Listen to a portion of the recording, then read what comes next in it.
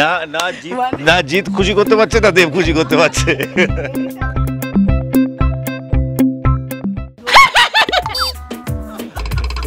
আর দেবের সামনে তো রাত্রি 2টোর সময় কি হঠাৎ করে ঘুমোচ্ছিল বেচারা, তার সামনে বর অবাধ্য বলেই তো বউ সেটা যে রেগে যাচ্ছে, এটা তো কারণ আছে তো। নয়, বড় হচ্ছে একটু পাগল, একটু সায়েন্টিস্ট গোছের, সে কিছু নতুন বানাতে চাইছে। ও ওনার আবার আমি বলেছি জানো দেবকে একদিন যে আমার মনে হয় যে জিৎ স্যারের থেকে তোমার একটু নেওয়া উচিত, আর জিৎ স্যারের তোমার থেকে একটু নেওয়া উচিত। মুম্বাদা যদি আই থিংক মুম্বাদা is a robot. Listen, I think মুম্বাদা ইজ আ রোবট। মুম্বাদার ফেস থেকে যদি একটু রিঙ্কেলস সরিয়ে দেওয়া হয়, তাহলে কাঁধে স্কুল ব্যাগ ঝুলিয়ে দিলে এখনো স্কুলে চলে যাবে। কোয়েলের থেকে আমি একটা জিনিস নিতে চাই, ও ভীষণ একটা মানে ওর মধ্যে একটা ভীষণ একটা she has this very nice aura, একটা চকচক ব্যাপার, মানে হচ্ছে একটা চকচকে রোবট। মিথ্যে কথা যদি একবার বলা শুরু করো, সেটাকে ঢেকে রাখার জন্য মিথ্যের পর মিথ্যে বলতে হয়, আর তখনই জিনিসগুলো বুমেরাং হয়ে ফিরে আসে মানুষের কাছে। কোনো মেয়ে দিকে সে তাকাই না, তাই তো? ঈশা তুমি, নিশাও তুমি, দুজনেই আমার। মানে তোমার, আমি যদি বলি যে এরকম একটা জীবনে নিশা থাকলে ভালো হতো জিদ্দা, মানে ঠিক আছে ঈশা আছে।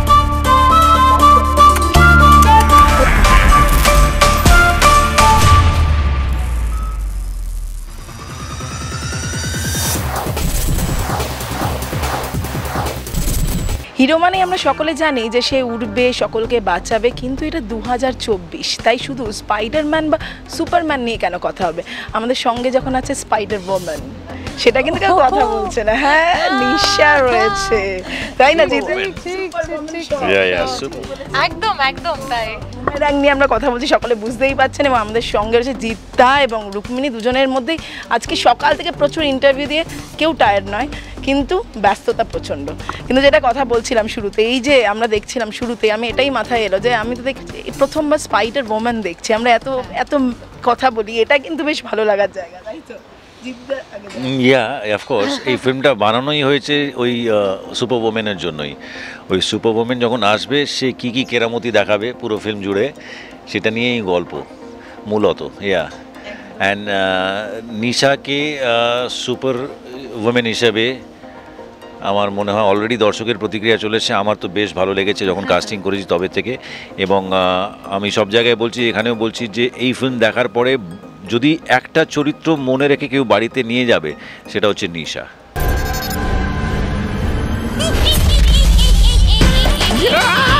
এত বড় দামড়ার উপর তুমি কাকু বলে ডাকবে? কোথায় ফাস্ট কাকু? তুমি বুঝবে না মা।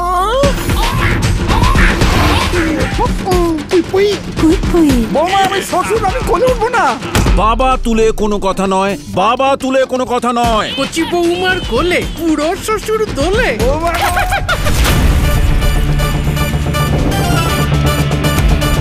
কে যে কার বউ, কে যে কার মেয়ে, কে যে কার বোন, আমি তো শালা কিছুই বুঝতে পারছি না।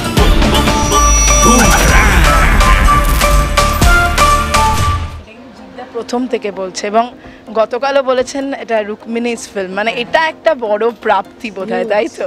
মানে আমি লজ্জায় পড়ে যাচ্ছি প্রত্যেকবার, কিন্তু মনে মনে সত্যি এটা এত বড় একটা পাওনা। কালকেও যখন উনি স্টেজে দাঁড়িয়ে বলেছেন, যখন উনি ট্রেলার লঞ্চেও বলেছেন, এবং এটা না যে শুধু দর্শকের সামনে গিয়ে বলছেন, যতবার ওনারা সিনেমাটা ভিউইং করেন ততবার কিন্তু আমাকে ফোন করে বা দেখা হলেই বলে যে খুব ভালো, খুব, এই যে আমাকে সবসময় না প্যাট অন মাই ব্যাক দিয়ে উনি এটা বলেন, ওনার কাছ থেকে এটা আসা আমার কাছে একটা হিউজ পাওনা। বিকজ ওনার সঙ্গে প্রথম ছবি, তার মধ্যে এরকম একটা চ্যালেঞ্জিং রোল, তার মধ্যে আমার প্রথম কমেডি, যেখানে ওনার comic timing is fantastic. And সেইখানে দাঁড়িয়ে হয় না যে কেউ তোমার উপরে যদি একটা ট্রাস্ট করে, একটা এক্সপেকটেশন রাখে, সেইটাকে পূরণ করা আমার কাছে সব থেকে বেশি ইম্পর্টেন্ট। মানে উনি যাতে ভাবেন যে রুক্মিণীকে নেওয়াটা কোথাও না কোথাও খামতি না হয়ে যায়, মানে ওইটাই যাতে না, তো ওটা আমি সবসময় I try to fulfil that. And তারপরে যখন এইভাবে বলে, দেন অফকোর্স ইউ ফিল লাইক ঠিক আছে, সেন্স অফ রেসপন্সিবিলিটি একটা আছে যে আমাকে এটা ভালো করে করতে হবে। আমি যদি দেখি ঈশা এবং নিশাকে খুব ব্যালেন্স করে বোধহয় বানানো হয়েছে, মানে একজন শুধুই হাসছে আর একজন শুধু কাজে আর রাগ করছে, তাই কি? একজন মানুষ একজন রোবট, তো রোবট বাধ্য, সে কথা শোনে আর তাকে সঞ্চালনা করা যায়, আর বউ একটু অবাধ্য আর তাকে সঞ্চালনা করা যায় না, তাকে সে ইনফ্যাক্ট পারলে আমাকেই সঞ্চালন করবে আর কি, মানে সমরকে। হ্যাঁ, কারণ কি বর অবাধ্য বলেই তো বউ সেটা যে রেগে যাচ্ছে, এটা তো কারণ আছে তো। অবাধ্য নয়, বড় হচ্ছে একটু পাগল, একটু সায়েন্টিস্ট গোছের, সে কিছু নতুন বানাতে চাইছে। মানে বউয়ের তারপরে যে নতুন সময় মেয়ে বানিয়ে ফেলবে, এটা কি- কোন বর করে? কি- একটা কি- নতুন কি? মেয়ে বানিয়ে ফেলবে।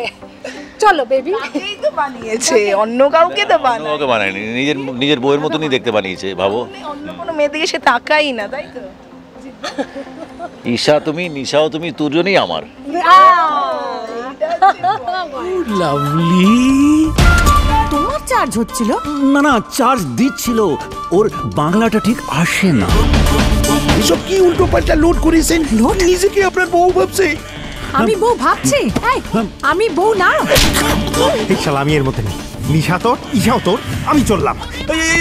দুজনেই আমার, কিন্তু আমি সেটাই দেখছিলাম যে দুজনের, মানে তোমার, আমি যদি বলি যে এরকম একটা জীবনে নিশা থাকলে ভালো হতো জিদ্দা, মানে ঠিক আছে ঈশা আছে বাস্তবে, মানে মন্দ নয় ডেফিনেটলি, যদি এরকম একজন হতো যে বাধ্য হয়ে আর কি সব কথা শুনবে, তা মন্দ হতো না, বাট সেটা হয় না। সেটা রোবটের মধ্যেই বা সিনেমার মধ্যেই হয়, স্বপ্নের জগতেই সেটা দেখানো যেতে পারে। বাস্তবে কেউ কারুর কথা কি শোনে? সবাই নিজের মতন করে, সবাই নিজের জায়গা চায়, সবার একটু রেসপেক্ট চায়, স্পেস চায়, এই সমস্ত জিনিস সবাই চায়। অ্যান্ড সবাইকে ওই রেসপেক্ট দিয়ে, স্পেস দিয়েই চলতে হয়। এবং আমিও আমার বউকে বলি সবসময়, পার্সোনাল লাইফে যদি বলা হয়, যে যেটা তোমাকে আনন্দ দেবে সেটাই করো। কিন্তু রোবটের মতো পাওয়ার কি চাইতো রুক্মিণী কখনো, যদি এরম হতো? প্রচুর পাওয়ার আছে। ও আচ্ছা, কার আমার না তো বউ। রোবটেরও আছে, রুক্মিণীর ওই পাওয়ার চাই কিনা? ও আচ্ছা আচ্ছা, হ্যাঁ হ্যাঁ হ্যাঁ, রোবটের মতো পাওয়ার কার না আছে? অফকোর্স, এখান থেকে ওখানে লাফাচ্ছি, ঝাপাচ্ছি, উড়ছি, তারপরে পৃথিবীর সব ইনফরমেশন মাথায় আছে, সেই যেখানে ইচ্ছে যেতে পারছি, তো অবভিয়াসলি যা ইচ্ছে খাচ্ছি, মানে অনেক কিছু মিলিয়েই রোবটের মতো। সো অবভিয়াসলি সেই পাওয়ারটা তো অবশ্যই চাই। আর যদি নিজের কাছের পাওয়ার পেয়ে দেখি করতে, যদি পাই, খুব আমি একটা বিল্ডিং এর উপর থেকে আরেকটা বিল্ডিং লাফাতাম, আমার খুব ইচ্ছা আছে। না মানে এটা ওয়ান অফ দ্য থিংস আমি বলছি, অনেক মিসচিভিয়াস থিংস আছে যেগুলো আমি অবভিয়াসলি ক্যামেরার সামনে বলতে পারবো না, কিন্তু অনেক কিছু জানি না। অ্যাটলিস্ট রোবট ছোটবেলা থেকেই চাইতাম নিজের একটা রোবট হোক, নিজে হওয়ার থেকে বেশি নিজের একটা রোবট কেন জানি একটা ফ্যাশনে কন্ট্রোল করবো। আই থিঙ্ক হ্যাঁ, ওই একটা মেনেসিং ফ্যাক্টর। অনেক কিছু ভাবছি, ঠিক আছে না, কিছু না, অনেক থটস চলে গেল মাথায়। হ্যাঁ, অন্য জগতে চলে গেছে, আমরা বুঝতে পারছি। কিন্তু এবার যেহেতু রোবট নিয়ে কথা হচ্ছে, আমি কয়েকজন নাম বলবো, যদি তাদের রোবট বানাতে পারতে, কোন কোন কোয়ালিটিসগুলো তাদের মধ্যে তোমরা চাইতে থাকুক, এবং কোন কোন কোয়ালিটিসগুলো, মানে আমি খুব বাজে খেলি এই গেমগুলো, বলো তাও দেখি। হ্যাঁ, কোয়ালিটির গেম না, খুব পার্সোনালি জানতে হয় সেটা। আচ্ছা চলো, লেটস ট্রাই। ফার্স্টেই বুম্বাদাকে দিয়ে শুরু করি। মুম্বাদা যদি I think Mumbada is a robot. Basic- Listen, I think Mumbada is a robot. মুম্বাদার ফেস থেকে যদি একটু রিঙ্কেলস সরিয়ে দেওয়া হয়, তাহলে কাঁধে স্কুল ব্যাগ ঝুলিয়ে দিলে এখনো স্কুলে চলে যাবে। হ্যাঁ, কিন্তু Mumbada যে তাই না? ডিসিপ্লিন আর যে সেই স্ট্রাকচার, তো, সেই তো। সেই জাস্ট দ্যাট হি ইজ, সবারই হয় বয়সের সাথে, সকলেরই একটু রিঙ্কেলস আসে, but otherwise he is at heart is very young, very youthful. মানে কখনো কখনো এত বাচ্চা হয়ে যায় যে স্কুলে পাঠিয়ে দেওয়া যেতে পারে। আচ্ছা, এবার হচ্ছে দেবদা, এটা ফার্স্ট রুক্মিণী বলুক। হ্যাঁ, যদি ওর মধ্যে রোবটের মধ্যে কি কোয়ালিটি, তুমি যদি রোবট বানাতে পারো, এটা দেবদার রোবট, কোন কোন কোয়ালিটিসগুলো দিতে, এবং সে যেগুলো মানে যাতে সে যখন তার ফ্রি টাইমটা হয়, আমি চাই যে যদি দেবের রোবট হয় সে তাহলে জেগে থাকুক, কারণ কি নয়তো সে সারাক্ষণ সেটে, যেই ফ্রি অফ টাইম ঘুম। সো আমি চাই একটু অফ টাইমে, মানে ফ্রি টাইমে একটা না এনার্জি সারাক্ষণ, কিন্তু যেই ফ্রি টাইম তখন সে আসলে রেস্ট মোড। তো আমি চাই আমার এই রোবটটা অ্যাক্টিভ মোডে থাকুক, হ্যাঁ সারাক্ষণ জেগে থাকুক, কারণ আমি ফ্রি টাইমে কথা বলতে চাই না, কিন্তু সেই মানুষ যদি ঘুমিয়েই থাকে সারাক্ষণ সেটে, কিন্তু তাই হয় দেবে। সো ইয়া, সেটে অ্যাক্টিভ মোড। জিদ্দার সঙ্গে বোধহয় প্রচুর মজা হয়েছে, তাই তো? মানে ওনার আবার আমি বলেছি জানো দেবকে একদিন, যে আমার মনে হয় যে জিৎ স্যারের থেকে তোমার একটু নেওয়া উচিত, আর জিৎ স্যারের তোমার থেকে একটু নেওয়া উচিত।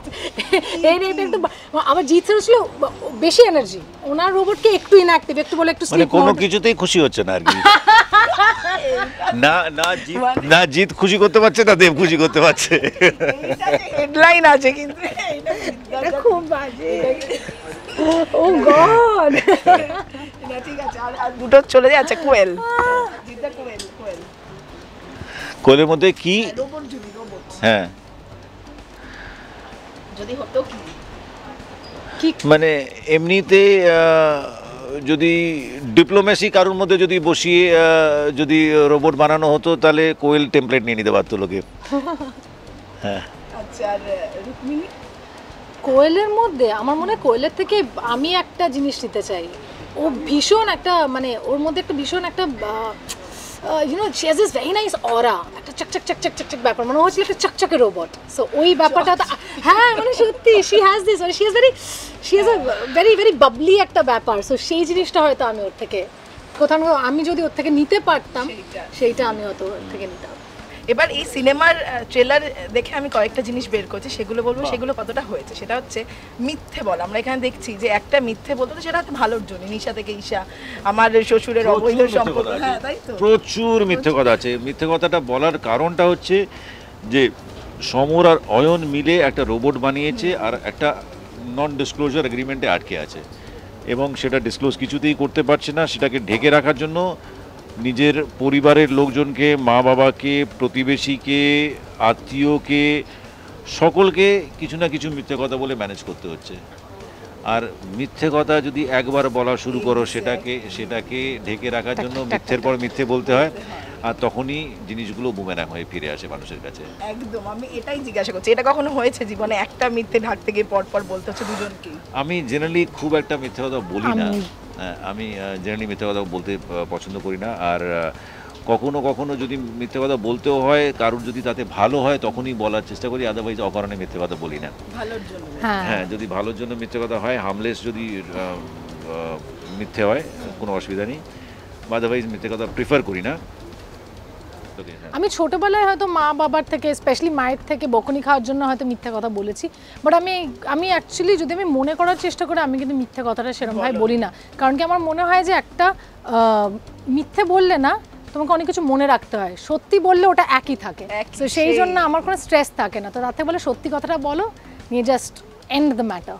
একদম। আচ্ছা এবার সমরের ক্ষেত্রে যদি যাই, আমরা দেখছি তাকে ভুল বুঝছে ঈশা, ঠিক আছে, একটা ভুল বোঝা আছে।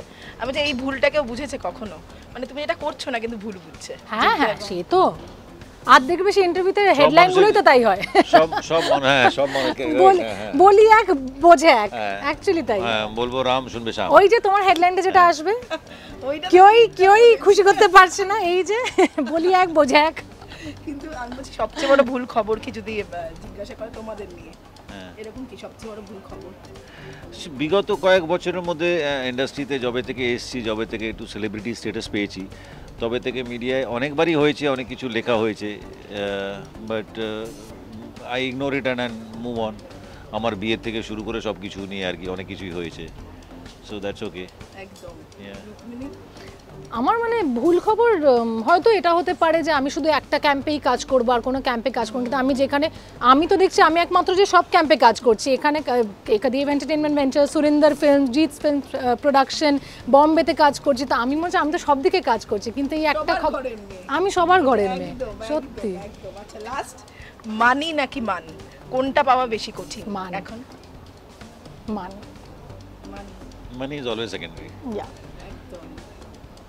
নিজেকে তাকিয়ে ওই আত্মসম্মানটা খুব দরকার, ওইটা একটা জিনিস যেটার জন্য আমি বাঁচি জীবনে, সেইটাকে আমি কোনোদিনও ছেড়ে দিতে পারবো না ফর এনিথিং ইন লাইফ, কোনোদিনও না, ওই একটাই কোনোদিনও না। থ্যাংক ইউ সো মাচ বাবা, দৌড়াতে শেষ করলেন। শেষে নিশার হাসি যেটা হিট, সেটা শুনে দেবদা কি বলেছে, এটা আগে শুনে ভয় পেয়েছে? কে না ভয় পেয়েছে? হঠাৎ করে যদি কেউ কারোর সামনে করে, সে করে। আর দেবের সামনে তো রাত্রি 2টোর সময় কি হঠাৎ করে ঘুমোচ্ছিল বেচারা, তার সামনে না বললে না? না, মাকে বলছিলাম 2টোর সময় বাথরুমে গিয়ে করছিলাম আমি। হ্যাঁ হ্যাঁ, আমি এটা করেছি, কারণ আয়নার সামনে প্র্যাকটিস করছি আর মা পুরো এরকম করে কি হয়েছে এরকম একটা, এই আর হ্যাঁ আমি সবাইকে ভয় পাই, আমি তো বলছি আমি ন্যাচারালি নিশা হচ্ছে, কিন্তু সবাই ভয় পেয়ে গেছে। সো অবভিয়াসলি আমি কথা বলতে বলতে হঠাৎ যদি বলে অর্পিতা তোমাকে কি বলো, রুক্মিণী কি সুন্দর লাগছে, আমি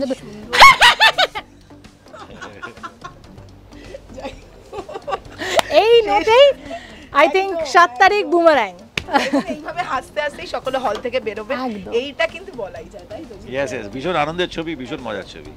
thank you. Tollywood focus Kolkata চ্যানেলটি আপনাদের ভালো লাগলে লাইক করুন, সাবস্ক্রাইব করুন এবং আপনাদের প্রিয় ভিডিওটি অবশ্যই শেয়ার করুন। Tollywood focus Kolkata.